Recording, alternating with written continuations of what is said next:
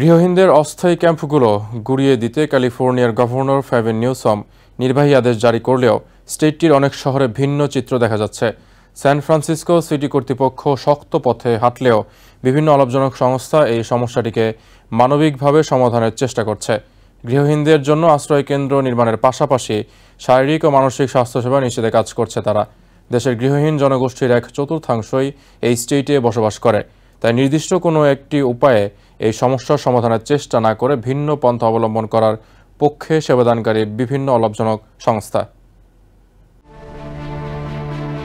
দেশে গৃহহীন সমস্যার কেন্দ্রে রয়েছে ক্যালিফোর্নিয়া। ক্যালিফোর্নিয়ার একদল মানুষ মনে করে আর্থিক বরাদ্দ বাড়িয়ে এবং মানবিক সহায়তা নিশ্চিত করার মধ্য দিয়ে পরিস্থিতি মোকাবেলা করা উচিত। অন্যদিকে স্থানীয় আইন প্রণেতারা মনে করছেন কঠোর পদক্ষেপ নেওয়া ছাড়া এই সমস্যার সমাধান অসম্ভব। গত বছর স্টেটের গভর্নর গ্যাভিন নিউসম গৃহহীনদের অস্থায়ী ক্যাম্পগুলো গুড়িয়ে দিতে এক নির্বাহী আদেশ জারি করেন। লস অ্যাঞ্জেলেসের ভোটাররা মানবিক দিক থেকে সেলস ট্যাক্স 0.50 সেন্ট বাড়িয়ে গৃহহীনদের জন্য $1 বিলিয়ন তহবিল সংগ্রহ করার পক্ষে ভোট দেয়।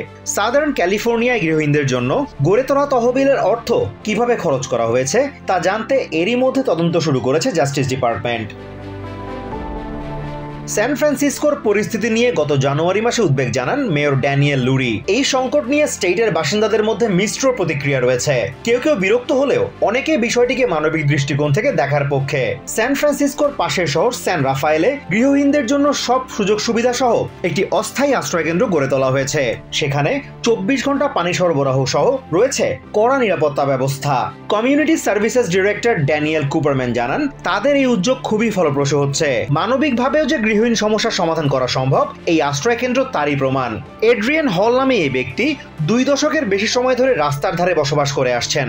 বিভিন্ন অপরাধে জেলেও গেছেন কয়েকবার। Reverend Charlotte Kramer temple of the forgotten নামে একটি অলাভজনক সংস্থা পরিচালনা করেন। গৃহহীনদের আত্মিক ও মানসিকভাবে সুস্থ রাখতে কাজ করে সংস্থাটি। ক্র্যামারের সহায়তায় অপরাধের পথ থেকে ফিরে গত 18 মাস ধরে অপরাধ মুক্ত জীবনযাপন করছেন এড্রিয়ান। আলিশা ওয়েন্স নামে এই নারীও শার্লটের সংস্পর্শে এসে নতুনভাবে জীবন শুরু করেছেন বলে জানান।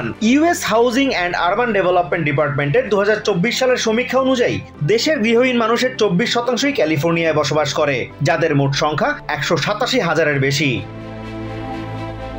Azimur Rashid Kanak, TVN 24 news desk. New York থেকে সম্প্রচারিত TVN 24 টেলিভিশন বিশ্বজুড়ে বাঙালির কণ্ঠস্বর।